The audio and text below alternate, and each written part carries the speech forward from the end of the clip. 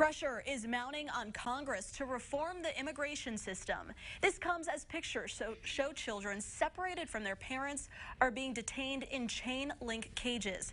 Politicians in both parties, including some from Illinois, are now reacting to the Trump administration's new policy. WCIA3's Capitol Bureau Chief Mark Maxwell live in our Springfield newsroom. So, Mark, what are you hearing?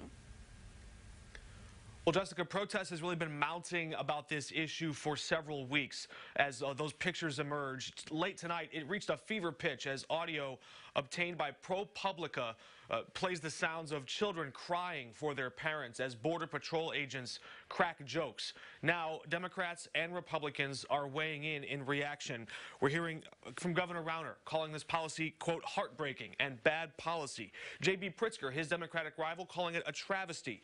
Senator Dick Durbin calling it disgusting, and Senator Tammy Duckworth says it's inhumane and morally bankrupt. All of it appears headed for a high-stakes vote in Congress, perhaps this week, where Republican Rodney Davis echoed the sentiment from President Trump, blaming Democrats for this problem. We need to have some common sense agreement as Republicans to be able to pass one of them. We are not getting any help from the Democrats, and that's tragic. You see a lot of my colleagues on the other side of the aisle out on the 24-hour news cycle this weekend, and they're talking about making sure that families are not separated. We're going to give them the chance to vote on that this week, and I certainly hope they come along to fix the problem that they talked about. We haven't seen the language of that specific bill yet, so the details are important. Of course, Davis made those remarks at a National Guard Armory in Decatur earlier this afternoon. His Democratic challenger, Betsy Dirksen-Londrigan, who will face off against Davis in November, said he's just playing the blame game. In an email writing, the appalling tearing apart of families has nothing to do with the very real needs to secure our border and fix our immigration system.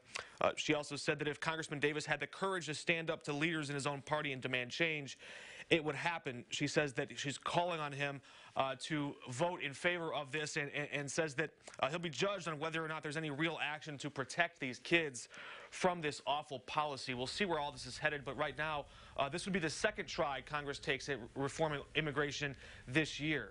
Jessica? All right, Mark Maxwell live from our Springfield newsroom. Mark, thanks so much.